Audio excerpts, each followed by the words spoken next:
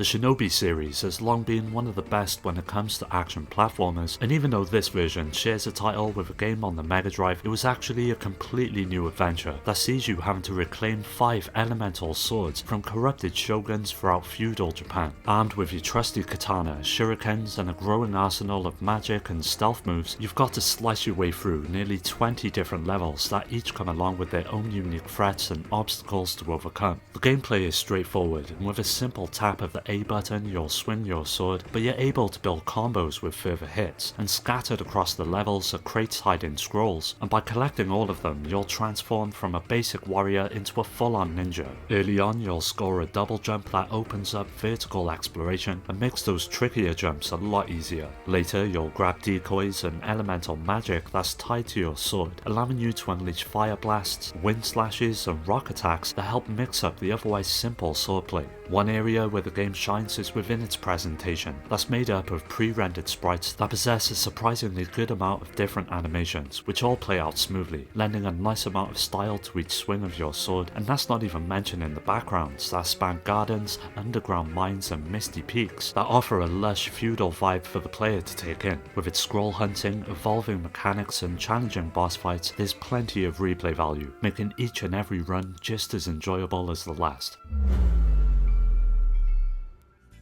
Along with Street Fighter and the likes of Guilty Gear and Mortal Kombat, the King of Fighters series has long been a staple of the fighting genre, and Neo Blood would carry on this tradition with it being a near perfect entry for the handheld system. The game basically plays like any other 2D fighter, and you've got your standard health bar as well as a choice of 3 different characters to bring to each fight. What makes it a bit different though is the concept of the striker system, that's somewhat similar to the buddy attack mechanic found in Marvel vs Capcom 2. As players throw punches at each other, the striker bar increases, but as they use their striker characters, the bar goes down. Once a player knocks out the opposing character, the next teammate jumps in, and the player that won the previous match gains back a certain amount of health, depending on how well they fought in the fight. This aspect alone adds a strategic element to keep in mind when you select your team, and with up to 24 characters to choose from, you've got plenty to experiment with. As for control, it shares the same button layout as most of the other fighters on the Game Boy Advance, with nearly all of the moves following the standard quarter circle forward followed by a punch or kick. You've even got the option to change the button layout if you wish, which I found incredibly useful, as mapping the heavy attacks to A and B instead of the shoulder buttons makes pulling them off far easier. Now Neo contains a good amount of modes to fight across, with the story providing the real meat of the experience, but aside from that you've got a versus mode that supports single and team fights, as well as a record and training option that allows you to hone in on your skills and get to grips with each character's extensive set of combos. With Neo's solid gameplay and deep fighting mechanics, this surely isn't a GBA fighter to miss.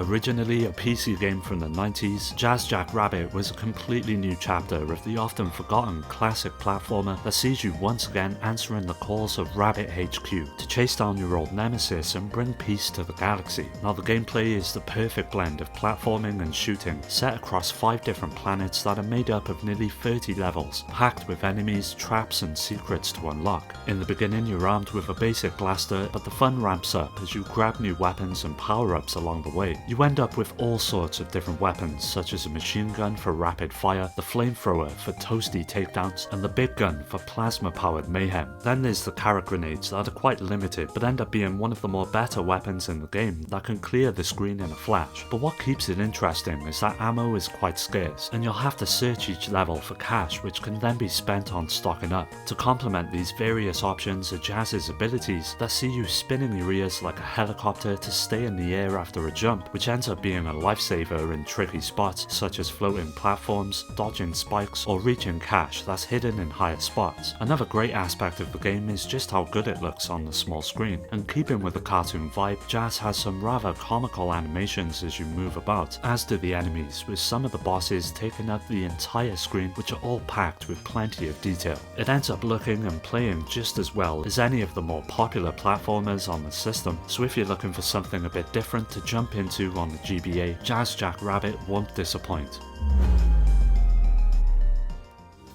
The Game Boy Advance received its fair share of racing games, but one that not many people remember is the version of MotoGP that landed in 2002. One of the first things that'll strike you about the game is the visuals, which managed to capture the essence of its console counterpart with surprising clarity, with the bikes being detailed enough as to easily distinguish between the different models, and the riders, although sprite-based, get a healthy amount of different animations that play out smoothly as they lean into each corner or accelerate down the straights. Now let's talk about the main event, the racing itself, and like most games of its kind, it's made up of several different modes, with the championship being the main attraction that sees you competing across a full season of races. You've also got the standard quick race and time trial options to jump into, with the gameplay being extremely easy to get to grips with. The A button covers acceleration and B is your brakes, with the shoulder buttons allowing you to lean further into each turn. What really sells it though is the sense of speed that the game achieves, along with the high risk of taking corners too fast, which requires you to master each track to stay competitive.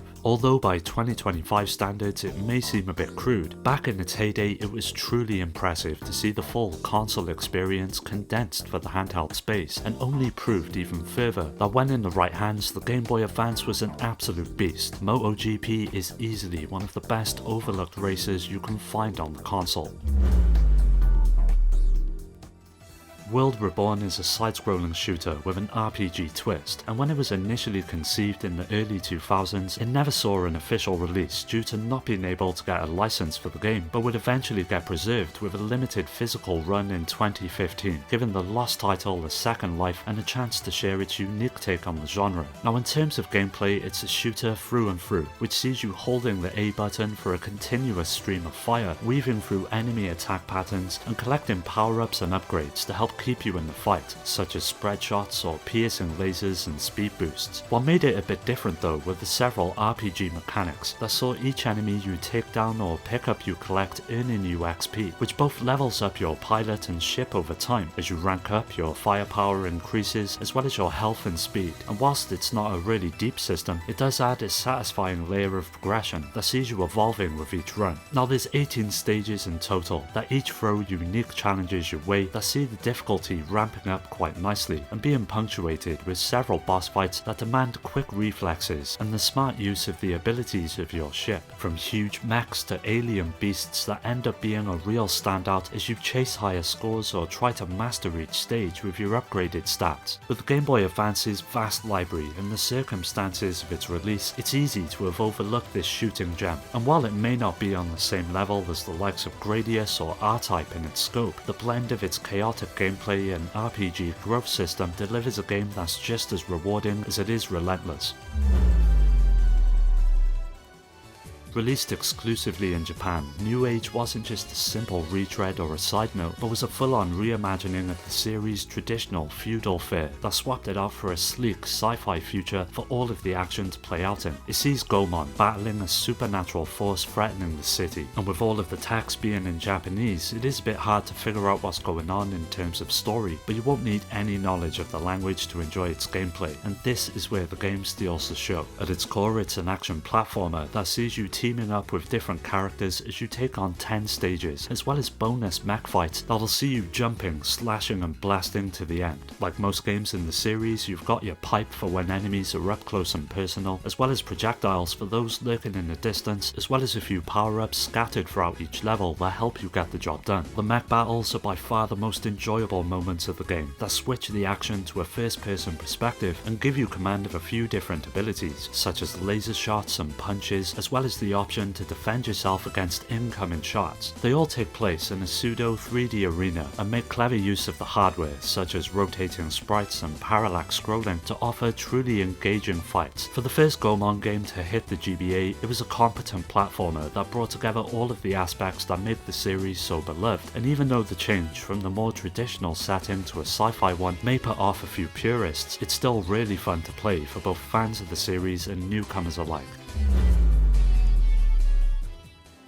Everyone is no doubt familiar with Pac-Man, with its simple premise of eating dots and avoiding ghosts, but World would take the tried and tested mechanics and reinvent them for an entirely different type of game that reimagines the yellow hero as a pseudo 3D adventurer and throws him into a fully fledged platformer. It's made up of 4 different worlds, which each have their own specific theme, with the environments being a real highlight, from the pirate world, sandy shores and shipwrecks, to the ruins, crumbling temples and lava pits, with the isometric view making each of them feel like an expansive space to explore. You'll find yourself jumping, bouncing and chomping your way through each level, with Pac-Man having a few tricks up his sleeve, such as the butt bounce, which can be used to smash crates, stun enemies or trigger switches, and you've also got the rev roll that lets you spin and blast through breakable walls or speed through the level, and of course eating power pellets is just as important as it was in the original, which turns the tables on the otherwise invincible ghosts and lets you eat them up for a few seconds. As you would expect, as in most platformers, each world ends with a showdown against a boss, and this is where all of the mechanics truly come into play against a pretty imaginative group of enemies. It's not all perfect though, as the isometric view does have a tendency to hide various dangers that at points can feel quite unforgiving, and trying to pull off some of the moves can be a bit tricky, but those are just small gripes in what ends up being a pretty decent platformer. So if you can find it for a decent price or are just looking for a new game to emulate, then Pac-Man World is definitely worth a shot.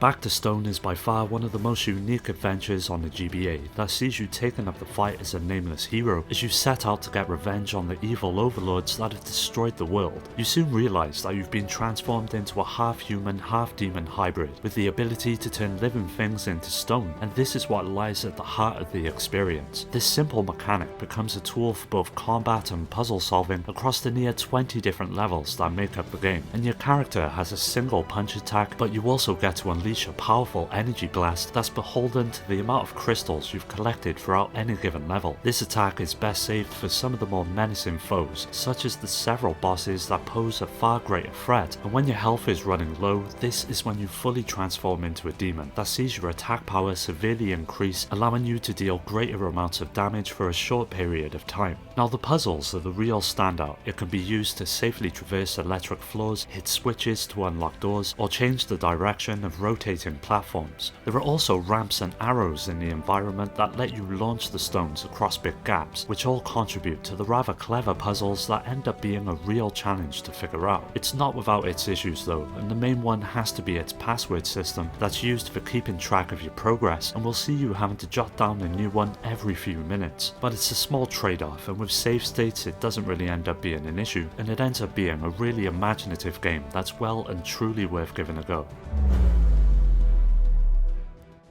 Developed and published by Konami in 2003, Teenage Mutant Ninja Turtles wasn't just a rehash of the arcade classics like Turtles in Time, but was an entirely new beat-em-up that captured the essence of the cartoon and brought back everyone's favourite Turtles in style. There's not that much in terms of story, and it all amounts to a simple rescue mission to save April from Shredder, but with the trademark banter and humour, it ends up being an enjoyable adventure to make your way through. The gameplay ends up being a great mix of fighting and platforming that offers a surprisingly good amount of variety throughout its runtime, with each of the turtles bringing their own distinct flavour to each fight. You've got Leonardo's balanced slashes, Michelangelo's fast spins, Raphael's raw power, and Donatello's reach with his staff. It's up to you to choose one that suits your style of play, with the A button being used for your standard attack and B for jumping, and mixing them with the directions for even more moves, such as jump kicks, sweeps and specials that can see you clear the entire screen of enemies. What sets it apart from other beat-em-ups is the sheer variety of gameplay types, as it comes along with several vehicle sections that help break up the action. There's a rail shooter, Sonic-styled speedruns, as well as shoot-em-up sections, and an Excitebike-esque minigame that add a burst of freshness to the otherwise usual beat-em-up formula that helps keep the game lively. Overall, it's not exactly the sprawling epic of Turtles in Time or the co-op chaos of the arcade classics, but it ends up feeling like a love letter to fans who grew up with the darker, more serious take on the Turtles, and is quite possibly one of the best beat-em-ups that you can find on the Game Boy Advance.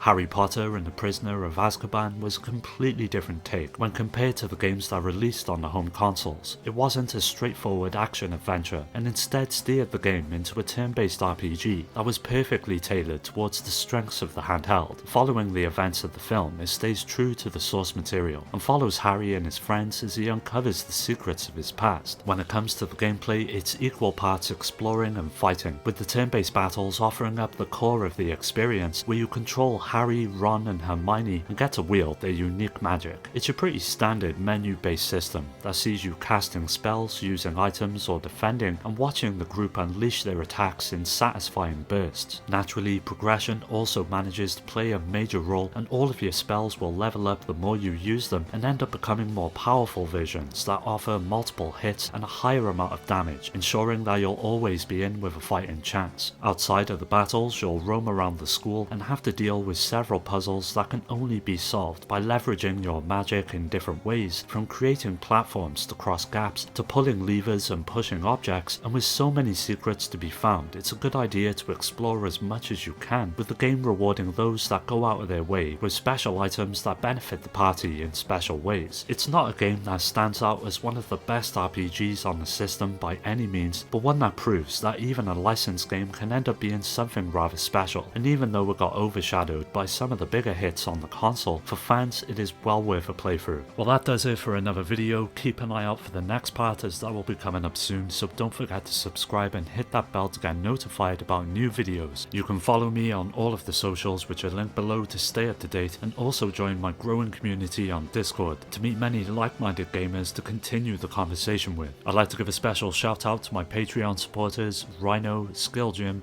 Shuden, Richard, Amy, Daniel, Dio, Omar, Strider, Pierre, Carl, Awesome Jacket Dude, Maximus, Scott, Alfred, Terry, Ryan, Alex, GameCube Galaxy, Curse Salaryman, Fake and Paddy J for their continued support that helps make these videos possible. If you're interested in joining the Discord or supporting the channel through Patreon, you'll find all of these links down below. As always, thanks for taking the time to check the video out. I'll catch you next time.